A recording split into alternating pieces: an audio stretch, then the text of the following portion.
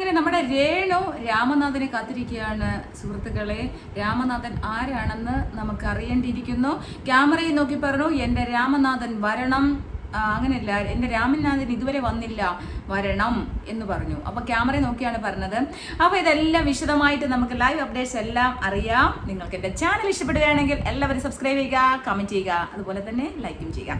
അപ്പോൾ ഇന്നലെ മുതൽ തന്നെ അനുമോളുമായിട്ട് വലിയ പ്രശ്നങ്ങളാണ്. കിച്ചണിൽ അനുമോള് ഫുഡ് ഉണ്ടാക്കിക്കൊണ്ടിരുന്നപ്പോൾ എല്ലാം ചെയ്തു ദോശയും ഉണ്ടാക്കി കഴിഞ്ഞപ്പോഴത്തേക്ക് പല ആൾക്കാരും കിച്ചൺ എന്നൊക്കെ പറഞ്ഞു കഴിഞ്ഞാൽ കയ്യേറുവാണ്. ഇപ്പോൾ ഓരോ ടീമിനും കൊടുക്കുന്ന അനുസരിച്ച് ഇപ്പോൾ നമ്മൾ കിച്ചൺ ടീമാണെങ്കിൽ കിച്ചൺ ടീമിൻ്റെ കാര്യങ്ങൾ കിച്ചൺ ടീമിൻ്റെ ആൾക്കാർ നോക്കുക, അതുപോലെ തന്നെ ഫ്ലോർ ആണെങ്കിൽ ഫ്ലോർ, വെസലാണെങ്കിൽ വെസൽ, അതുപോലെ തന്നെ ബാത്റൂം ആണെങ്കിൽ ബാത്റൂം, അങ്ങനെ ഓരോരുത്തർക്കും തിരിച്ചു കൊടുത്തിരിക്കുന്ന അവരവരെ ജോലി ചെയ്യുക. യഥാർത്ഥത്തിൽ ഇപ്പം നടക്കുന്നത് കിച്ചണിൽ വന്ന് എല്ലാവരും അവരുടെ ഇഷ്ടാനുസരിച്ച് എല്ലാം ഉണ്ടാക്കി കഴിക്കുക, എടുക്കുക, അത് മാറ്റി വെക്കുക, അവർക്ക് ആവശ്യമുള്ള സാധനങ്ങൾ മാറ്റി വെക്കുക. ഇങ്ങനെയുള്ളൊരു സംഭവമാണ്, സിസ്റ്റമാണ് നടന്നുകൊണ്ടിരിക്കുന്നത്. കഴിഞ്ഞ ആഴ്ചയും അതൊക്കെ നമ്മൾ കുറേ കണ്ടതാണ്. പാതകത്തിൻ്റെ മുന്നിൽ വന്ന് എല്ലാവരും കൂട്ടമായിട്ട് നിൽക്കുക, ജോലി ചെയ്യുന്ന അവിടെ കിച്ചണിൽ വർക്ക് ചെയ്യുന്ന ആൾക്കാരെ കാണാൻ പറ്റാത്ത രീതിയിൽ നിൽക്കുക, പിന്നെ കിടന്ന് ബഹളം ഉണ്ടാക്കുക, ചുമ്മാ ഇറിറ്റേറ്റഡ് ആവുക. ഇരണ ഫാത്തിമ എന്ന് പറയുന്ന ആ പെൺകുട്ടി എന്തുമാത്രം ചീവീട് പോലെ ചുമ്മാ ചിലച്ച് നമ്മൾ കിച്ചണിൽ ഫുഡ് ഉണ്ടാക്കുന്നവരെ ഫുൾ അലസ്വരപ്പെടുത്തിയാണ് ആ കുട്ടി ചെയ്യുന്നത്. ഞാനിപ്പോൾ കിച്ചണിൽ ഫുഡ് ഉണ്ടാക്കുന്നത്, ഞാനൊരു കുക്കാണ്, കുക്ക് ചെയ്യുന്ന ആളാണ്, കുക്ക് ഇഷ്ടപ്പെടുന്ന ഒരാളാണ്. നമ്മൾ ഫുഡ് ഉണ്ടാക്കുന്നതന്നെ വളരെ സന്തോഷത്തോടുകൂടി ഡെഡിക്കേഷനോടുകൂടി സ്നേഹത്തോടെ പാട്ടൊക്കെ പാടി എനിക്ക് ഒറ്റയ്ക്ക് നിന്ന് ഫുഡ് ഉണ്ടാക്കുന്നതിന് ഏറ്റവും കൂടുതൽ ഇഷ്ടം. പക്ഷേ നമ്മളൊരു സ്ഥലത്ത് പോകുമ്പോൾ ഒറ്റയ്ക്കൊന്നും ഉണ്ടാക്കാൻ പറ്റില്ല. പക്ഷേ നമ്മൾ കുക്ക് ചെയ്യുമ്പോൾ കുക്കിൻ്റെ ഇടയ്ക്കൂടെ ഒരാൾ വന്ന് ദോശ മാറ്റാനും മറ്റും വരുമ്പോൾ നമുക്കത് ബുദ്ധിമുട്ടാവും. കാരണം ചിലപ്പോൾ നമ്മളൊരു കറി വെക്കുമായിരിക്കും, നമ്മുടേതായിട്ടുള്ള ഉള്ളിൽ നമ്മൾ മനസ്സിൽ ഇന്ന പൊടികൾ ഇത്ര ചേർത്ത് കഴിഞ്ഞാൽ ഇതിനൊരു ടേസ്റ്റ് ഉണ്ടാവും. ഒരു 16 പേർക്ക് ഉണ്ടാകുമ്പോൾ ആ ഒരു കാൽക്കുലേഷൻ, നമ്മൾ 16-50 പേർക്കൊന്നും എല്ലാവരും ഉണ്ടാക്കി ശീലം ഉണ്ടാവത്തില്ല.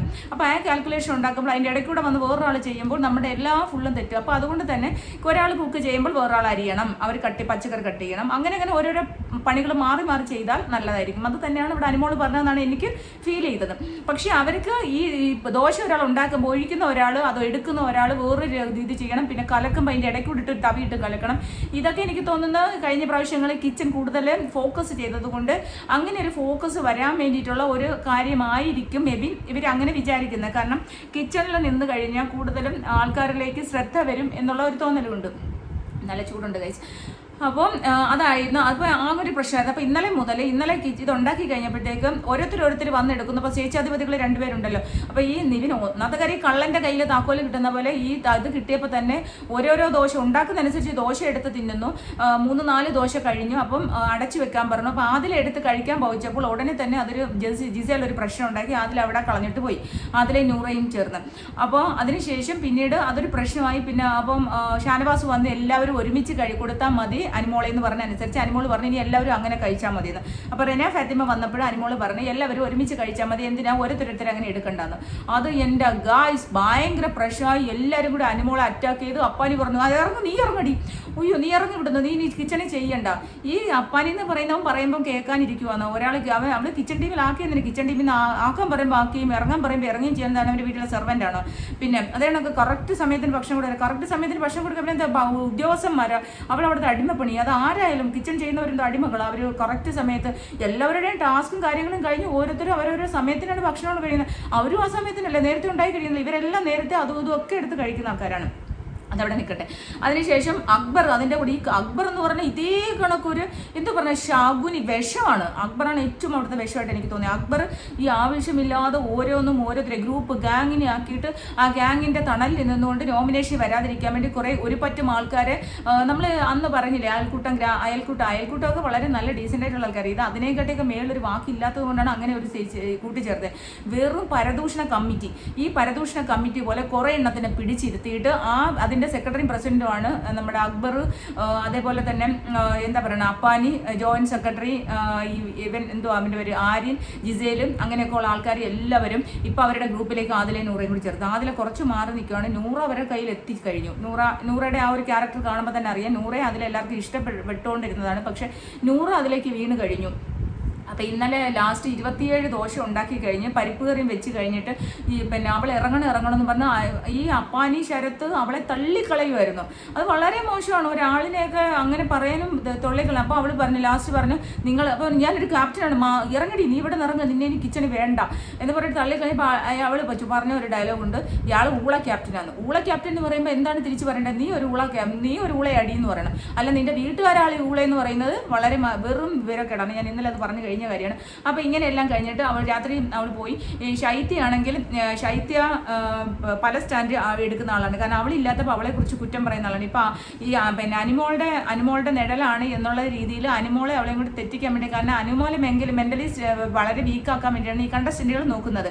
എന്നിട്ട് ഇന്നലെ പറയുന്നതായിട്ട് പിന്നെ ആര്യനുമായിട്ട് ലവ് ട്രാക്ക് പിടിച്ചത്, അതൊക്കെ എന്തോ ഒരു വിവരക്കേടാണ്. അപ്പോൾ അവൾ തിരിച്ചു പറഞ്ഞു 23 വയസ്സുള്ള ആര്യനെ ലവ് ട്രാക്ക് പിടിക്കണം, 30 വയസ്സുള്ള എനിക്ക് എന്ത് കാര്യമാണെന്നൊക്കെ അനുമോൾ ചോദിക്കുന്നുണ്ട്. അവിടെ വളരെ സ്ട്രോങ് ആയിട്ട് ചോദിക്കുന്നുണ്ട്.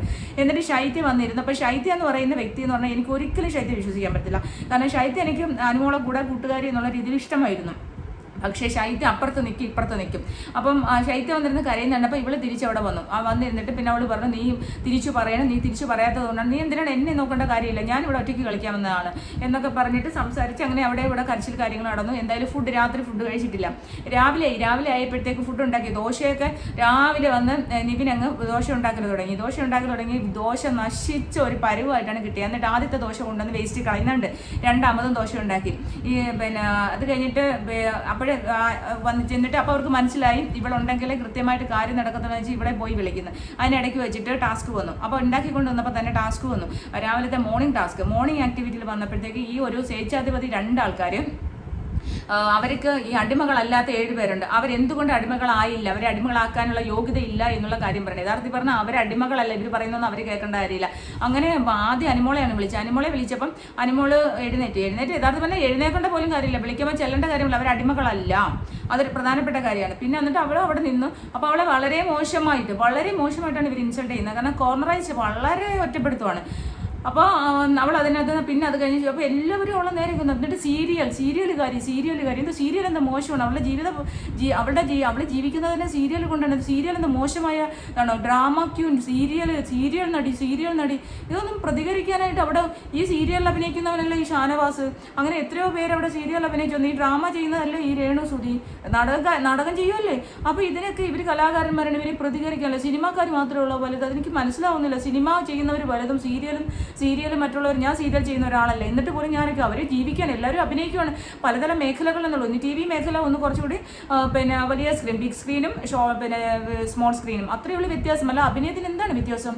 അല്ല, ഞാൻ അറിയാൻ ചോദിക്കുക. മിനി സ്ക്രീൻ ഇഷ്ടപ്പെടുന്ന ഒരുപാട് കുടുംബ പ്രേക്ഷകരുണ്ട്. സിനിമാ നടിമാരെ നടികളെ ആൾക്കാർക്ക് ആർക്കെങ്കിലും അറിയാൻ പറ്റും. പക്ഷേ സീരിയൽ അഭിനയിക്കുന്ന ആൾക്കാരെ അറിയാം. ഞാൻ ഒരു സിനിമയിൽ അഭിനയിച്ച് എനിക്ക് 2 സിനിമയിൽ അഭിനയിക്കുന്ന ഒരു ഡോക്യുമെൻ്ററി റിലീസായ ഡോക്യുമെൻ്ററി അഭിനയിച്ച് എന്നെ വല്ലവർക്കും അറിയുമോ? ഞാനിപ്പോൾ സിനിമയിൽ അഭിനയിക്കുന്നപ്പോൾ ഞാൻ അടുത്തത് ഒരാഴ്ച കഴിഞ്ഞ് അടുത്ത ഷൂട്ട് തുടങ്ങുകയാണ്. അപ്പം എന്നെ ഇത് ആർക്കറിയും? സിനിമയൊക്കെ ആര് കാണുന്നത്? സിനിമയൊക്കെ വളരെ കുറച്ച് ആൾക്കാരെ കാണത്തുള്ളൂ.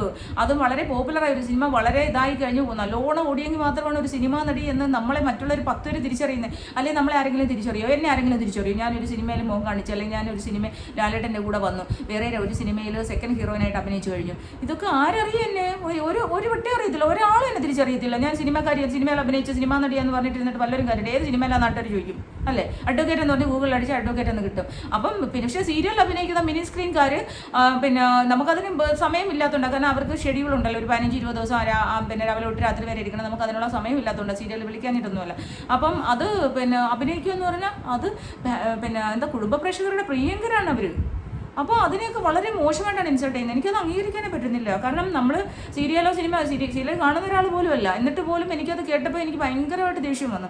അപ്പോൾ അങ്ങനെ രാവിലെ തന്നെ ഇൻസൾട്ട് ചെയ്ത് ആ ഒരു പ്രശ്നം അവിടെ കഴിഞ്ഞു. അതിനുശേഷം കിച്ചണിലേക്ക് വന്നു. കിച്ചണിൽ തന്നപ്പോഴത്തേക്ക് ഇവർക്ക് മനസ്സിലായി ചെറിയൊരു പണിയല്ലെന്ന്. അപ്പോൾ അവളെ വന്ന് വിളിക്കാൻ അപ്പാനി ഉടനെ പിന്നെ പറഞ്ഞു വിടണം, പോയി വിളിക്കാനായിട്ട് പറഞ്ഞു വിട്ട സമയത്ത് അവൾ പറഞ്ഞു 10-15 പേർക്കൊക്കെ എനിക്ക് ഒറ്റയ്ക്ക് ഉണ്ടാക്കാൻ പറ്റും. ഞാൻ ഭക്ഷണം ഉണ്ടാക്കുമ്പോൾ എന്നെ ഡിസ്ട്രാക്ട് ചെയ്യാൻ വേണ്ടി വരരുത്. അവരെ അടുത്തവർ ഓരോരുത്തരെ പണി ചെയ്യുക, അങ്ങനെയാണെങ്കിൽ ഞാൻ വന്നുണ്ടാക്കാം. അത് പറ്റില്ല, പിന്നെ അവരെ കൂടെ വന്ന് വേണമെങ്കിൽ ഹെൽപ്പ് ചെയ്യാൻ. അപ്പോൾ അവൾ പറഞ്ഞ് പറ്റില്ല എന്ന്. അങ്ങനെ പിന്നെ അവർ തന്നെ ഇന്നലത്തേക്ക് പരിപ്പ് കറിയും ബാക്കിയുള്ള ബാലൻസ് ഒക്കെ ഒപ്പിച്ച് എന്തായാലും രാവിലത്തെ ദോശ കാര്യങ്ങളൊക്കെ ഉണ്ടാക്കി. അത് കഴിഞ്ഞിട്ട് അവളെ ഫുഡ് കഴിക്കാൻ വിളിക്കുന്നു. അവളെ ചെന്ന് ഇത് ചെയ്യാതെ ഫുഡ് കഴിക്കാൻ ചെന്നുള്ള അവസ്ഥ എന്താ? അവൾക്ക് കൃത്യമായിട്ട് അറിയാം ഇത് ഫുഡ് കഴിക്കാതെ ചെന്ന് അനുമോൾ ചെന്ന് കഴിഞ്ഞാൽ ഈ റെന ഫാത്തിമ എന്ന് പറഞ്ഞ വിവരം കിട്ടുന്നതും ഈ അക്ബർ എന്ന് പറയുന്ന അതിനേക്കാൾ വിവരം ഇല്ലാത്തവനും കൂടി വളരെ മോശമായിട്ട് പറയും ജോലി ചെയ്യാതെ. അതിന് ഇടയ്ക്ക് വെച്ച് അഭിലാഷ് കിടന്ന് പറയുന്നു ഇവള് ജോലി ചെയ്യാതിരിക്കുന്നതിന് അവൾ മാത്രം അവിടെ ഒറ്റയ്ക്ക് ഇരിക്കുന്നതിനാ. അഭിലാഷ് ഡബിൾ സ്റ്റാൻഡാണ്. ഒരു സമയത്ത് ഇവരോട് വേറെന്ന് പറയും, അവരോട് എന്ന് വേറെ രീതി പറയും. ഭയങ്കരമായിട്ട് അതാണ്ട് ദേഷ്യം കലിപ്പ്. അവൾ അത് കേട്ടോണ്ട് വന്നു. അവളത് കേട്ടോണ്ട് വന്നിട്ട് അവൾ വന്ന് പാത്രം കഴിക്കും, മുഴുവൻ പാത്രം. അപ്പോൾ ദോശ ഇവൾക്ക് വേണ്ടി അടച്ചു വെച്ചിട്ടുണ്ടായിരുന്നു. അവിടെ തന്നെ ഇരിപ്പോണ്ട് ദോശ. ഈ ഒരു 12:30 മണിയായിട്ടും ഇതുവരെയും അനുമോള് ഫുഡ് കഴിച്ചിട്ടില്ല. ഒരു ആപ്പിൾ ഉണ്ടായിരുന്നു, അതിൻ്റെ കുറച്ച് ഭാഗം 2 പീസ് കൊണ്ട് കടിച്ച് തിന്നിട്ട് ഒരു ടിഷ്യൂ പേപ്പറിൽ പൊതിഞ്ഞ് അത് ആ കബോർഡിൽ വെച്ചു. ഇത് ബിഗ് ബോസ് കൃത്യമായിട്ട് ഇന്ന് ഏറ്റവും കൂടുതൽ സ്ക്രീൻ സ്പേസ് കിട്ടുന്നത് അനുമോൾക്കാണ്. അവൾ ആ പാത്രം മുഴുവൻ ഒറ്റയ്ക്ക് കഴുകി വെച്ചു. അവിടെ ഉണ്ടായിരുന്ന ആ പിന്നെ വെസലിൽ കിടന്ന ആ ഒരു പിന്നെ വാഷ് ബേസിന് കിടന്ന സിങ്കിൽ കിടന്ന മുഴുവൻ പാത്രങ്ങളും ദോശ ഉണ്ടാക്കിയതും തവയും പാത്രങ്ങളും എല്ലാം അവൾ കഴുകി വെച്ചിട്ട് പോയി. ഫുഡ് കഴിച്ചിട്ടേ ഇല്ല. അതിൻ്റെ ഇടയ്ക്ക് ശൈത്യ അവളെ ഫുഡ് കഴിക്കാൻ വന്ന് വിളിച്ചു. അപ്പോൾ ശൈത്യ എന്നാൽ ശൈത്യക്ക് ഇവളെ എങ്ങനെയെങ്കിലും കൂട്ടുവെട്ടണം. കാരണം ഇനി ഇവളെ കാരണമാണ് ഇനി നിഴലാന്ന് പറയിപ്പിക്കാനായിട്ടൊരു താല്പര്യക്കുറവുണ്ട്. ശൈത്യ ഉടനെ പറഞ്ഞ് പിന്നെ നീ ഫുഡ് ഇല്ല എന്ന് പറഞ്ഞു. അപ്പോൾ പറഞ്ഞ് ഇനി നീ എന്നോട് മിണ്ടരുത്. ഓക്കെ. അപ്പോൾ അവൾ അതിന് മുമ്പ് പറഞ്ഞ് ശൈത്യ നീ പിന്നെ നീ നിൻ്റേതായിട്ടുള്ള കാര്യങ്ങൾ നോക്കുക, ഞാൻ ഇവിടെ ഒറ്റയ്ക്ക് കളിക്കാൻ വന്നതാണ് എന്ന് പറഞ്ഞു. തീർച്ചയായിട്ടും ഇത് പറയണം. ഇനി അവർ ഒറ്റയ്ക്ക് അവളെ പണിയൊക്കെ പോകണം. ശൈത്യ എന്ന് പറയുന്ന ഡബിൾ സ്റ്റാൻഡിനെ ഒരിക്കലും വിശ്വസിക്കരുത്. കാരണം ശൈത്യ ഡബിൾ സ്റ്റാൻഡാണ്, നമുക്കത് മനസ്സിലായി കഴിഞ്ഞ കാര്യമാണ്. പിന്നെ അതുപോലെ തന്നെ പിന്നെ അതിനുശേഷം ഞാൻ ആദ്യം പറഞ്ഞ കാര്യത്തിലേക്ക് വരാം. അപ്പോൾ എന്തായാലും സ്വേച്ഛാധിപതികൾ 2 പേരുണ്ടായിരുന്നു. നമ്മുടെ നിവിനും ജിസേലുമായിരുന്നു. കള്ളൻ്റെ കയ്യിൽ താക്കോൽ കിട്ടിയ കഥ ഞാൻ നേരത്തെ പറഞ്ഞാണ്. എന്തായാലും അനീഷാണ് മന്ത്രി. കുറച്ച് കഴിഞ്ഞപ്പോൾ അനീഷിനെ വിളിച്ചു കഴിഞ്ഞതിന് ശേഷം അനീഷ് നമ്മുടെ സ്വേച്ഛാധിപതി രോഗഗ്രസ്തനായ സ്വേച്ഛാധിപതിയെ രോഗത്തിൽ നിന്ന് മുക്തി നേടും. അപ്പോൾ അനീഷിനെ കുറച്ച് നേരത്തേക്ക് ഇത് അധികാരം കൊടുത്തപ്പോഴത്തേക്ക് രേണു ഇങ്ങനെ കയറി വരുവാണ്. രേണു വന്നു. അപ്പോൾ എനിക്ക് നിവിനെ ഒന്ന് കാണണം. നിവിനല്ല സ്വേച്ഛാധിപതി. നിവിൻ സ്വേച്ഛാധിപതി ഒന്ന് കാണണം എന്നുള്ള ആ ഒരു ഭാഷയെ പറഞ്ഞു. അപ്പോൾ പറഞ്ഞു ഇപ്പോൾ ഞാനാണ് സ്വേച്ഛാധിപതി. മുൻ സ്വേച്ഛാധിപതി രോഗശയ്യയിലാണ്. അനീഷ് പറയാണ്. അപ്പോൾ ഉടനെ പറഞ്ഞു എനിക്ക് മുൻ സ്വേച്ഛാധിപതിയാണ് കാണേണ്ടത്. ഒരുമാരില്ല എന്താ പറയുന്നത്, മാർക്കറ്റിലൊക്കെ ഉപയോഗിക്കുന്ന ഭാഷയിലാണല്ലോ രേണു സംസാരിക്കുന്നത്. നിങ്ങൾ കേട്ട് ഞാൻ ഇനി പ്രത്യേകിച്ച് പറയുന്നില്ല. ഇനി മാർക്കറ്റിലുള്ളവരെ മോശമാക്കി എന്നുള്ളൊരു പ്രശ്നം വേണ്ട. കാരണം അവർ വേറൊരു സ്ലാങ് ആണ്, ആ ഒരു രീതിയിലാണ്. കാരണം അവർ ആ ഒരു രീതിയിൽ സംസാരിക്കുന്ന അവരുടെ ശൈലി അതാണ്. അപ്പോൾ അതുപോലെ തന്നെയാണ് രേണു സംസാരിക്കുന്നതിന് എനിക്ക് പലപ്പോഴും ഫീൽ ചെയ്തിട്ടുള്ളത് കേട്ടോ. അല്ലാണ്ട് അവരുടെ ഭാഷ മോശം എന്നുള്ള രീതിയിലല്ല. അപ്പോൾ അപ്പോൾ ഉടനെ പറഞ്ഞു പിന്നെ അവിടെ ചെന്നിട്ട് എന്തോ കാര്യം പറഞ്ഞു നൃത്തം അറിയാവോ, പാട്ടറിയാവോ എന്നൊക്കെ ചോദിച്ചു. പറഞ്ഞു പാട്ടറിയത്തില്ല, എന്നാൽ ഒന്നൊരു നൃത്തം ചെയ്യൂ. അപ്പം അവരെ ഒരു തമാശ പോലെ. അപ്പോൾ അനീഷിനാണല്ലോ ഇത് കിട്ടുന്നത്. അപ്പോൾ അനീഷ് പറഞ്ഞു പിന്നെ തമ്പുരാൻ മുൻ സ്വേച്ഛാധിപതി രോഗശയ്യയിലാണ്, ഞാനാണിപ്പോൾ സ്വേച്ഛാധിപതി, നിങ്ങളൊരു നൃത്തം ചെയ്യുവിൻ എന്ന് പറഞ്ഞു. അപ്പോൾ അങ്ങനെ എന്തായാലും അക്ബർ ഉടനെ ഒരു പാട്ട് പാടി കൊടുത്തു. അപ്പോൾ പാട്ട് പാടി കൊടുത്തപ്പോഴത്തേക്കും എന്തൊക്കെയോ ഇങ്ങനെ ഇതൊക്കെ കാണിച്ചു. സാധാരണഗതിയിൽ ഒരു പാട്ട് കേട്ടാലേ നമ്മൾ സാധാരണ പെണ്ണുങ്ങൾ കാണിക്കുന്ന അതേ സ്റ്റൈൽ തന്നെ. അപ്പോൾ അത് കാണിച്ചതിന് ശേഷം പിന്നെ ഉടനെ പറഞ്ഞു അടുത്ത് കഴിഞ്ഞിട്ടുടനെ പറയും എനിക്ക് പണം വേണം. അപ്പോൾ രേണു പിന്നെ സാധാരണ സ്വഭാവം അത് തന്നെയാണല്ലോ, എന്തിനും പണത്തിന് വേണ്ടിയിട്ട് മാത്രം ജീവിക്കുന്ന ഒരു വ്യക്തിയായിട്ടാണല്ലോ നമുക്ക് എപ്പോഴും ഫീൽ ചെയ്യുന്നത്. എൻ്റെ ബാക്കിൽ സ്ക്രീൻ ഉണ്ട് കേട്ടോ, ഇപ്പോൾ ലൈവ് നടന്നുകൊണ്ടിരിക്കുന്നുണ്ട്. കിച്ചണിലും അവിടെയൊക്കെ 2 കൈയും തലയിൽ തന്നെ ഇരിപ്പുണ്ട്. ഹാഫിൽ ഇട്ടേക്കുന്നുണ്ട്. കാരണം അതൊരു പ്രശ്നം വരാതിരിക്കാൻ വേണ്ടി നമ്മൾ ഹാഫിലാണ് ഇട്ടേക്കുന്നത്. ഇത്രയേ കാണുന്നുള്ളൂ. അപ്പോൾ ഞാൻ ഇപ്പുറത്ത് എൻ്റെ സ്ക്രീൻ നോക്കിയിട്ടാണ് ഞാൻ പറഞ്ഞത് 2 കൈയും രണ്ട് കൈ ഇങ്ങനെ തല മാന്തിക്കൊണ്ടാണ് കിച്ചണിൽ നിന്ന് പോകുന്നത്. കിച്ചണിൽ മുടി അയച്ചിട്ട് വരുന്ന ഇടയ്ക്ക് വെച്ച് ആരോ പറഞ്ഞോന്ന് അറിയത്തില്ല. എന്തായാലും മുടി കെട്ടാനായിട്ട് പറഞ്ഞെന്ന് തോന്നുന്നു. കെട്ടാൻ പറഞ്ഞ രീതിയിൽ കെട്ടി ഇപ്പം വീണ്ടും അഴിച്ചിട്ട് 2 കൈ ഇങ്ങനെ തലയിൽ വെച്ച് മാന്തി. എനിക്ക് തോന്നുന്നു മാന്തി ഇളക്കുമ്പോൾ ഇനി ചൊറിച്ചിലുകൊണ്ടായിരിക്കും. എന്തെങ്കിലും മരുന്ന് എന്തെങ്കിലും വാങ്ങിച്ചോ, ഈ ബിഗ് ബോസിനോട് പറഞ്ഞ എന്തെങ്കിലും മരുന്ന് വാങ്ങിച്ചൂടെ, മേ ബി വാങ്ങിക്കാം എന്നുള്ളതാണ് എനിക്ക് തോന്നുന്നത്. എന്തായാലും അങ്ങനെ അപ്പം പറഞ്ഞ് പണക്കിഴി എനിക്ക് പണം വേണം പണക്കിഴി തരും. എന്തായാലും അനീഷ് എന്തോ ഒരു ടിഷ്യൂ ഒക്കെ എടുത്തോണ്ട് ഒരു താളത്തിൽ കൊണ്ടുവന്ന് പണക്കിഴി കൊടുക്കാനായിട്ട് തമ്പുരാനെ ഏൽപ്പിച്ച് തമ്പുരാൻ പണക്കിഴി കൊടുത്തിട്ട് പറയാം. അപ്പം ഈ ഒരു മുറയിൽ വന്ന് പാർത്ത നമ്മുടെ പിന്നെ മണിച്ചിത്ര താഴിലെ പാട്ട് അക്ബർ പാടിയപ്പം എൻ്റെ അപ്പോൾ ഉടനെ ഇങ്ങനെ നടന്നിട്ട് അപ്പോൾ പറഞ്ഞു പൊക്കോളൂ തോഴി, ഡാൻസ് നൃത്തം കഴിഞ്ഞെങ്കിൽ പൊക്കോളൂ. എൻ്റെ രാമനാഥൻ വരണം, എൻ്റെ രാമനാഥനെ കണ്ടില്ലല്ലോ, എൻ്റെ രാമനാഥൻ വരണം. എന്നിട്ട് ക്യാമറയിലോട്ട് നോക്കി എൻ്റെ രാമനാഥൻ വരണം. പിന്നെ അങ്ങനല്ലേ എൻ്റെ രാമനാഥനെ ഞാൻ കാത്തിരിക്കുക, എൻ്റെ രാമനാഥൻ വരണം വന്നേ പറ്റൂ എന്നിങ്ങനെ ക്യാമറയിൽ നോക്കും. വന്നേ പറ്റൂ ഇങ്ങനെ ക്യാമറയിൽ നോക്കി പറയുന്നു ഗൈസ്.